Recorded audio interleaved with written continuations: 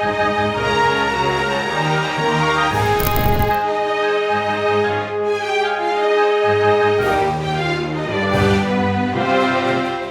இரட்சகருமாகிய இயேசு கிறிஸ்துவின் நாமத்திலே இயேசுவின் இளைப்பாறுதல் ஊழியத்தின் சார்பாக இந்த தொலைக்காட்சி வாயிலாய் 2026 ஆண்டு 6ஆம் மாதம் வாக்குத்தத்த வசனத்தின் நிமித்தமாய் உங்களை சந்திப்பதிலே மிகுந்த சந்தோஷம் அடைகிறேன். இந்த மாதத்துக்காக தேவன் எமக்கு ஏவுதலாய் தந்த வேத வசனம் என்னவென்றால் உபாகமம் 33ஆம் அதிகாரம் 29ஆம் வசனம். இஸ்ரவேலே, நீ பாக்கியவான், கர்த்தரால் இரட்சிக்கப்பட்ட ஜனமே, உனக்கு ஒப்பானவன் யார்? உனக்கு சகாயம் செய்யும் கேடகமும் உனக்கு மகிமை பொருந்திய பட்டாயும் அவரே. உன் சத்துருக்கள் உனக்கு இச்சகம் பேசி அடங்குவார்கள், அவர்கள் மேடுகளை மிதிப்பாய் என்று சொன்னார். இந்த மாதத்தில் கர்த்தர் நம்மை பாக்கியவானாய் காண்கிறார். ஒன்றே ஒன்றுதான், கர்த்தரால் இரட்சிக்கப்பட்டதினால அவர் நமக்கு சகாயம் செய்யும் கேடகமாகவும் மகிமை பொருந்திய பட்டாயமாயும் இருக்கிறார். அதனால் நம்மளுடைய சத்துருக்கள் நம்மை இச்சகம் பேசி அடங்கும் காலம் வந்துவிட்டது. அதனால் யாராவது ஏதாவது ஒன்று பேசுகிறது நிமித்தமாக இருதயம் உடைக்கப்பட்டிருந்தால் கூட நாம் பொறுத்து தேவனுடைய நாமத்தை மகிமைப்படுத்தும்படி நம்முடைய வாழ்க்கையை கர்த்தருக்கு முன்பாக ஒப்பு கொடுக்கும் பொழுது கர்த்தரை சகல போராட்டத்திலிருந்து நம்மை விடுதலை செய்வார். 2 சாமுவேல் 22ஆம் அதிகாரத்தில் 1ஆம் வசனத்தை நாம் வாசித்தோமானால் அங்கே தாவீது பாடின பாட்டு எதற்காக பாடினார் என்று பார்த்தோமானால், அநேக ராஜாக்களுடைய கைக்கும் சவுளுடைய கைக்கும் விலக்கி காற்றபடினாலே அவர் அந்த அதிகாரம் முழுவதும் கர்த்தரை புகழ்ந்து பாடியிருப்பார். 2 சாமுவேல் 22ஆம் அதிகாரம் 44 நாம் வாசித்தோமானால், என் ஜனத்தின் சண்டைகளுக்கு நீர் என்னை விலக்கி விட்டு ஜாதிகளுக்கு என்னை தலைவனாய் வைத்திருக்கிறீர், நான் அறியாத ஜனங்களும் என்னை சேவிக்கிறார்கள் என்று எழுதப்பட்டிருக்கிறார். அப்போது ஜனத்துடைய சண்டைகளுக்கு நம்மை விலக்கி பாதுகாத்து அதே ஜனங்களுக்கு ஒரு காலம் வரும் பொழுது அவர் தலைவனாய் மாற்ற வல்லவராய் இருக்கிறார். அதனால தான் தாவீது தன்னுடைய வாழ்வில் எத்தனையோ போராட்டங்கள், எத்தனையோ பாடுகள் ஆயினும் கர்த்தரை அவன் எப்பொழுதும் முன்பாக வைத்திருந்தான். காலங்கள் கடந்து போகும் பொழுது தேவன் ஏற்ற வேலை வரும் பொழுது அவனை உயர்த்தி தலைவராய் வைத்த காலங்கள் உண்டு, ராஜாவாய் காணும்படி செய்தார். அப்படி நாம் நம்முடைய வாழ்க்கையில் கூட கர்த்தர் நமக்கு சகாயமான ஒரு கேடகமாக இருக்கும் பொழுது அது மிகுந்த பாதுகாப்பை கொண்டு வருகிறது. அதனால் முதல்ல நாம் இரட்சிக்கப்பட்ட ஜனமாய் காணப்பட வேண்டும். அப்படி இரட்சிக்கப்பட்ட ஜனமாய் காணப்பட்டோமானால் தேவன் எப்பொழுதும் நமக்கு ஒரு கேடகமாய் இருந்து பாதுகாப்பார். நம்முடைய சத்துருளுக்கு உடைய எல்லா வல்லமைகளுக்கும் விலக்கி பாதுகாத்து நம்மை மகிமையான ஒரு பட்டாயமாய் இருந்து நம்மை பாதுகாப்பார். எந்தெந்த சூழ்நிலை வந்தாலும் சரி, எப்படிப்பட்ட காலகட்டங்கள் வந்தாலும் சரி, தேவன் எல்லா தீங்குக்கும் விலக்கி பாதுகாப்பார்.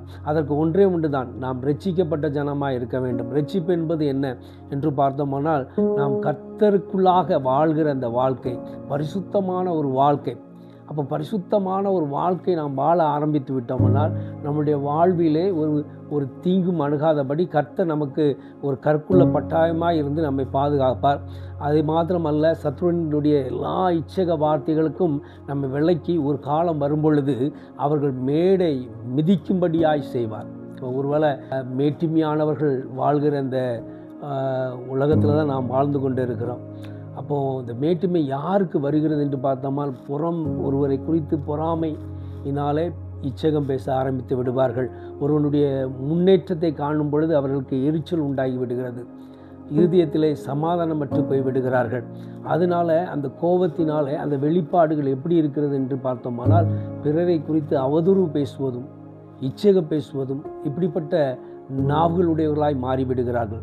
துன்மார்க்கமாய் நடந்து கொண்டு இருக்கிறதை நாம் அறிந்து கொண்டிருக்கிறோம். எனவே நாம் அப்படி இராதபடிக்கு, நாம் இரட்சிக்கப்பட்ட ஜனமாக இருந்தோமானால் நமக்குள் ஒரு மேட்டுமை இராதபடி, மேட்டுமை என்பது அந்த ஒரு பொறாமையோ இல்லை மற்றவர்களை குறித்து குறை சொல்வதோ அவதூறு பரப்புவதோ இப்படிப்பட்ட ஒழுங்கீனமான இந்த கிரியைகளிலிருந்து நாம் வெளியே வந்து விட்டோமானால் தேவன் நம்மை பரிசுத்தப்படுத்தி விடுவார். கர்த்தருக்குள்ளாக வாழ்வது என்பது மிக கடினமானது தான். ஆயினும் அந்த வாழ்க்கை கடினமான வாழ்க்கை நிமித்தமாய் கர்த்தர் நம்மை பாக்கியவானாய் காணும்படி செய்கிறார். இப்போ பாருங்கள், ஒருவேளை இன்றைக்கி நம்ம உலகத்தில் வாழும் பொழுது பலவிதமான இன்னல்கள் நிமித்தமும் பாடுகள் நிமித்தமும் உடைக்கப்பட்ட ஒரு நிலைமையில் நீங்கள் வாழ்ந்து கொண்டு இருக்கலாம். ஒருவேளை சத்துருகள் நம்மை மேற்கொண்டு இருக்கும் பொழுது அவர்களை மேற்கொள்ள முடியாத ஒரு சூழ்நிலையிலே தவித்து கொண்டு இருக்கலாம். புலம்பிக் கொண்டிருக்கலாம், வேதனையோடு காலங்கள் கடந்து வந்திருக்கலாம். ஆனால் இந்த மாதத்தில் கர்த்தர் சொல்கிறார், எல்லாவற்றையும் மாற்றுவார். ஒருவேளை அவர்களுடைய மேன்மையான காரியங்களிலே கர்த்தர் அதை மிதித்து போட்டு கடந்து போகும்படி கர்த்தர் செய்வார். எப்படி ஜாதிகளுக்கு தாவீதை தலைவனாய் மாற்றினாரோ அதே போல காலங்கள் வரும், உங்களையும் கர்த்தர் உயர்த்துவார். எவர்கள் சாந்த குணத்தோடு இருக்கிறார்களோ அவர்கள் பாக்கியவான் என்று வேதம் சொல்லுகிறது. அவர்கள் பூமியை சுதந்திரித்துக் கொள்வார்கள் என்று மத்தேயு 5:5 நாம் வாசிக்கிறோம். அப்போது நாம் சாந்த குணமாக இருக்க வேண்டும். அது எங்கிருந்து வருகிறது என்று பார்த்தோம்னால் இயேசு கிறிஸ்துவிடத்திலிருந்து தான் வருகிறது. இயேசு சொல்லுகிறார், மத்தேயு 11:29 சொல்லுகிறார், நான் சாந்தமும் மனத்தாழ்மையும் உடையவனாக இருக்கிறேன், என்னிடத்தில் கற்றுக்கொள்ளுங்கள் என்று சொல்கிறதை பார்க்கிறோம்.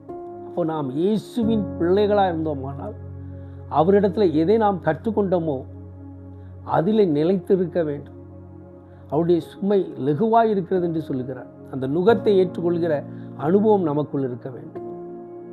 அநேகர் நம்மை இச்சகம் பேசுகிறார்களே, அநேகருக்கு பார்வையில் விழுந்து கிடக்கிறோமே என்று கவலைப்படாது இருங்கள். கர்த்தருடைய பார்வைக்கு நாம் எப்படி இருக்கிறோம்? கர்த்தர் நம்மை பாக்கியவானாய் காண்கிறாரே, அதற்கு நாம் என்ன செய்து கொண்டு இருக்கிறோம்? நாம் இழந்தோம், நெருக்கத்திலிருந்து புலம்பிக் கொண்டு இருக்கிறோம், கண்ணீர் வடிக்கிறோம், பல காரியங்களுக்கு முயற்சி செய்கிறோம், அவைகள் எல்லாம் தடைப்பட்டு கிடக்கிறது. ஒவ்வொரு மாதமும் இன்று விடியாதா, இன்று ஒரு காலம் மாறாதா என்று நீங்கள் எண்ணிக்கொண்டிருக்கலாம். ஆனால் இந்த மாதத்தில் கர்த்தர் தான் சொல்கிறாரு, நீங்கள் ரட்சிக்கப்பட்டவர்கள் என்ற உறுதியில் நிலைத்திருக்க வேண்டும், விசுவாசத்தை காத்து கொள்ள வேண்டும். கர்த்தர் நம்மோடு கூட இருக்கிறாங்கிற நம்பிக்கை இருக்க வேண்டும். அவர் நமக்கு சகாயம் பண்ணுகிற ஒரு கேடகமாக இருக்கிறார், மகிமை பொருந்திய பட்டாயமாக இருக்கிறார். அவர் நம்மை காக்கிற தேவன், உறங்குவதும் இல்லை தூங்குவதும் இல்லை என்று வேதம் சொல்லுகிறது. அப்படிப்பட்ட தேவனை நாம் சொந்த தெய்வமாய் ஏற்றுக்கொண்டு ரட்சிக்கப்பட்டு இருக்கிறோமானால் அந்த அனுபவத்தில் நிலைத்து இருக்க வேண்டும். அப்படி நாம் நிலைத்திருந்தோமானால் நமக்கு சத்ருகளே இராதபடி தேவன் மாற்றி விடுவார். ஒருவன் கர்த்தருக்கு பிரியமாய் நடந்தோமானால் அவனுடைய சத்ருவை கூட சிநேகிதாய் மாற்றுகிற தேவன். அப்போ நம்ம நினைக்கிற இந்த சத்ருகள்லாம் கர்த்தர் ஒரு காலம் வரும்பொழுது சிநேகிதர்களாய் மாற்றி விடுவார். நம்முடைய வழி கர்த்தருக்கு முன்பாக இருக்கிறது. கர்த்தருடைய வார்த்தையின்படி நாம் நடக்கிறவர்களாக இருக்க வேண்டும். அப்படி நடந்தோமானால் நாம் ஒருபொழுதும் பிறரை குறித்து அவதூறு பேச மாட்டோம். யோபினுடைய புத்தகத்தை நீங்கள் வாசித்தோமானால் 32ஆம் அதிகாரம் 22 வாசித்தோமானால், நான் இச்சகம் பேசிய அறியேன், பேசினால் என்னை உண்டாக்கினவர் சீக்கிரமாக என்னை எடுத்துக்கொள்வார் என்று சொல்லுகிறார். அப்போ பாருங்கள், நாம் இச்சகம் பேசினோமானால் ஒரு காலம் தேவன் கோபம் கொண்டு நம்மை எடுத்து விடுவார். அதனால் நாம் அதற்கு பயந்து நடக்கிறவர்களாய் காணப்பட வேண்டும், கர்த்தருடைய வார்த்தைக்கு பயந்தவர்களாய். அதனால் யாரும் இல்லை அப்படிங்கிறதுக்காக அவர்களை குறித்து இச்சகம் பேசவோ அவதூறு பரப்பவோ செய்தோமானால் கர்த்தர் பார்த்து கொண்டே இருக்கிறார். அவர்கள் கர்த்தருடைய கண்கள் திறந்த வண்ணமாகவே இருக்கிறது. நாம் செய்கிற ஒவ்வொரு காரியங்களையும் அவர் கண்ணோக்கமாக இருக்கிறார். இன்றைக்கி உங்களை குறித்து இஸ்ரவேல் என்று அழைக்கிறார் என்றால் இஸ்ரவேல் அவருக்கு பிரியமானவர்கள். அவர்களுக்கு காண்டாமிருகத்து ஒத்த பலனை கொடுத்திருக்கிறேன் என்று வாக்களித்து இருக்கிறார். அப்போ நாம் பாக்கியவான்கள் என்று பார்த்தோமானால் நாம் இயேசு கிறிஸ்துவின் இரத்தத்தினால் கழுவப்பட்டவர்களாக இருக்க வேண்டும், பரிசுத்த வாழ்க்கையில் நிலைத்திருக்கிறவர்களாக இருக்க வேண்டும், கர்த்தருடைய வார்த்தையை உட்கொண்டு அதன்படி நடக்கிறவர்களாக இருக்க வேண்டும். அப்படி நாம் நடந்தோம்னால் நம்ம வாழ்க்கையில் இருக்கிற எல்லா சகல போராட்டத்திலிருந்து கர்த்தர் விடுதலை செய்து விடுவார்.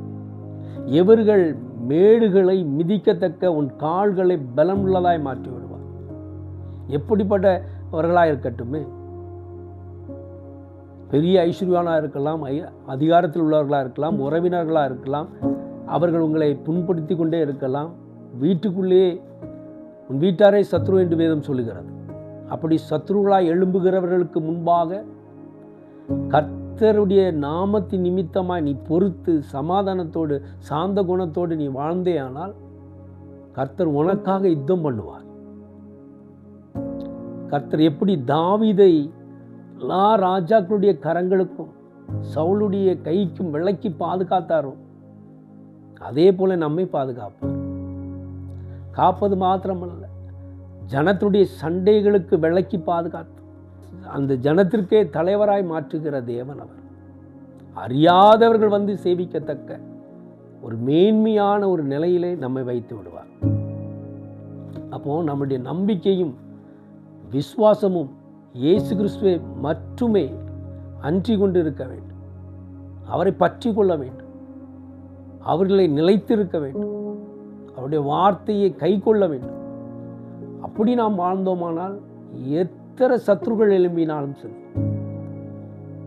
அவர்கள் எப்படி நம்மை குறித்து இச்சகம் பேசினாலும் சரி, அவர்களை அடங்கும்படி செய்து விடுவார். எப்படி காற்றையும் கடலையும் அதட்டினாரோ, அமர செய்தாரோ, அதே போல் வாழ்க்கையில் அநேக ஜனங்கள் மூலமாக தான் ஜனங்களுக்கு விரோதங்களும் யுத்தங்களும் வருகிறது. பிசாசனன் மனிதரை கொண்டு தான் மனிதரை யுத்தம் பண்ண செய்கிறான். வார்த்தை நிமித்தமாய் நம்மை பலவீனப்படுத்தி விடுகிறான். அப்போ நாம் உடைந்த நாளலை போல நின்றாலும் கர்த்தர் நம்மை உருவாக்குவார், பலப்படுத்துவார், மீண்டும் எழுந்து நிற்க செய்வார். யார் யார் வார்த்தையினால் நீ வேதனைப்பட்டு கண்ணீர் வடிக்கிறாயோ அந்த சூழ்நிலையை கர்த்தர் மாற்றுவார். எப்படி இயற்கையே அடங்கும்படி செய்யுகிற தேவன், வேதம் சொல்லுகிறது அவர் சொல்ல ஆகும், அவர் கட்டளையிட நிற்கும் என்று. நீதிமானுக்கு விரோதமாய் பேசுகிற நாவுகளை அவர் கெட்டி போடுவார். ஆனால் நாம் நீதிமானாய் இருக்க வேண்டும். நாம் ரட்சிக்கப்பட்ட ஜனமாய் இருக்க வேண்டும். கர்த்தரை பற்றி கொண்டவர்களாய் இருக்க வேண்டும். இஸ்ரேலாய் காணப்பட வேண்டும். பாக்கியம் நிச்சயமாய் நமக்கு உண்டு. அந்த பாக்கியவான்களாய் நாம் நிலைத்திருக்க வேண்டுமானால் கர்த்தருடைய வார்த்தையினால் பலப்பட வேண்டும். அப்படி இருக்கிறவர்களுக்கு ஒப்பானவர் ஒருவரும் இந்த பூமியில் இல்லை. அப்போ அப்படிப்பட்ட ஒரு மகிமை பொருந்திய மேன்மையை கர்த்தர் நமக்கு வைத்திருக்கிறார். அப்போ சத்ருகளை கூட சிநேகிதராய் மாற்றுகிற தேவன். நீ அவர்களோடு யுத்தம் செய்ய வேண்டாம், வாக்குவாதம் பண்ண வேண்டாம், போராட வேண்டாம். நாம் சாந்தமாய் இருந்தால் போதும், நாம் அமிர்தலாய் இருந்தால் போதும். அவர்களை அமிர்தல் படுத்தி விடுவார், அமிர்ந்து போகும்படி செய்து விடுவார். மேடுகளை மிதிக்கத்தக்க கிருபைகளை தந்து விடுவார். அதனால மேட்டுமையான கண்கள் உடையவர்களாய் இராமல், அவர் சொல்கள் பேசுகிறவர்களாய் காணப்படாமல், தீங்கான செயலுக்கு இடம் கொடாமல் பரிசுத்த வாழ்க்கை நாம் வாழ்ந்தோமானால் நிச்சயமாக கர்த்தர் எல்லாவற்றையும் மாற்றி விடுவார். ஒருவேளை இந்த மாதத்தில் இந்த செய்தியை கேட்டுக்கொண்டு இருக்கிற நீங்கள் கூட பாக்கியவான்களாய் காணப்படுவீர்கள். எப்பொழுதென்றால் கர்த்தரால் ரட்சிக்கப்பட்டவர்களாக இருக்க வேண்டும். நாம் ரட்சிக்கப்பட்டது மாத்திரமல்ல, ரட்சிக்கப்பட்டவர்கள் கர்த்தர் சகாயம் செய்கிற ஒரு கேடகமாய் இருக்கிறார், மகிமை பொருந்திய பட்டாயமாய் அவர் இருக்கிறார் என்பதை நம்ப வேண்டும், விசுவாசிக்க வேண்டும். அவரே நமக்கு பாதுகாப்பாக இருக்கிறார் என்பதை உறுதியாய் பற்றி கொள்ள வேண்டும். அவர் மீது நம்பிக்கையாக இருக்க வேண்டும். அப்படி நாம் இருந்தோமானால் நமக்கு ஒப்பானவர் ஒருவரும் இல்லை இந்த பூமியில். இச்சக பேசுகிறவர்களை குறித்து நீ கவலைப்பட வேண்டாம். அவர்களை அமர்ந்து போகும்படி செய்து அவர்கள் மேடுகளை மிதிக்கத்தக்க கர்த்தர் பலனை தந்து விடுவார். ஒன்றே ஒன்றுதான், நாம் ரட்சிக்கப்பட்ட ஜனம். பிறருக்கும் நமக்கும் வித்தியாசம் உண்டு என்பதை நாம் ஒவ்வொரு நாளும் வாழ்கிற இந்த வாழ்க்கையில் உணர்வுள்ளவர்களாயும் கர்த்தரை முன்பாக வைக்கிறவர்களாயும் கர்த்தர்கென்று வாழ்கிறவர்களாயும் நாம் காணப்பட்டோமானால் ஒவ்வொரு மாதமும் கர்த்தர் பெரிய காரியங்களை செய்வார். இந்த மாதத்திலும் கர்த்தர் அப்படிப்பட்ட பலத்த காரியங்களை உங்கள் நடுவில் செய்வாராக. என்னோடு இணைந்து ஜெபிங்கள். இந்த மாதம் முழுவதும் கர்த்தர் உங்களை ஆசீர்வதிப்பாராக. கண்களை மூடி ஜெபிப்போம். அன்பின் பிதாவே, இந்த நாளிலும் இந்த மாதத்துக்காக கொடுத்த இந்த வாக்குத்தத்தத்திற்காக ஸ்தோத்திரம் அப்பா.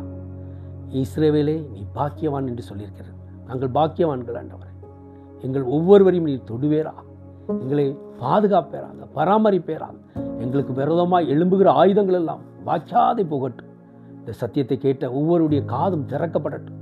இருதயத்தில் அப்பா சமாதானம் உண்டாகட்டும். தேடிக்கொண்டு வேண்டிக்கொண்டு கண்ணீர் வடித்து கொண்டு இருக்கிற ஒவ்வொருவரையும் நீ தொடுவேராக, சுகப்படுத்துவேராக, பலப்படுத்துவேராக. இந்த மாதம் முழுவதும் கர்த்தர் தாமே அப்பா அவர்களை ஆசீர்வதிப்பேராக. ஆமாப்பா, அவருடைய தேவைகள் எல்லாவற்றையும் சந்தித்து அப்பா அவர்களை மேன்மைப்படுத்துவேராக. அவருடைய திட்டங்களும் தீர்மானங்களும் அவருடைய வாழ்க்கையில நிறைவேற்றுவேராக. வியாதியோடும் அப்பா குறையோடும், அப்பா பலவீனத்தோடும், தடைகளோடும் போராடி கொண்டிருக்கிற ஒவ்வொரு ஜனங்களையும் உடைய கரங்களில் கொடுக்குறேன். நீரே அப்பா பலத்த காரியங்களை செய்து விடுதலை செய்து சாட்சியை நிறுத்தும். உம்முடைய நாமம் மாத்திரம் மகிமைப்படுவதாக இந்த மாதம் முழுவதும் கண்மணி போல் பாதுகாப்பேரா. கிருபை எங்களை தாங்கிக் கொள்ளட்டும். இயேசு கிறிஸ்துவின் இனிய நாமத்தில் ஜெபிக்கிறோம் ஜீவனுள்ள நல்ல பிதாவே. ஆமென், ஆமென். கர்த்தர் உங்கள் ஒவ்வொருவரையும் ஆசீர்வதிப்பாராக. தொலைபேசி எண்கள் கொடுக்கப்பட்டிருக்கிறது. அதன் மூலமாய் தொடர்பு கொண்டு உங்கள் விண்ணப்பங்களை தெரிவித்து ஜெபித்துக் கொள்ளலாம். உங்கள் சாட்சிகளை பகிர்ந்து கொள்ளுங்கள். அநேகர் சாட்சிகளை பகிர்ந்து வருகிறீர்கள். அதில் நிலைத்திருக்கும்படி கர்த்தர் கிருபை செய்வாராக. ஆமென். God bless you.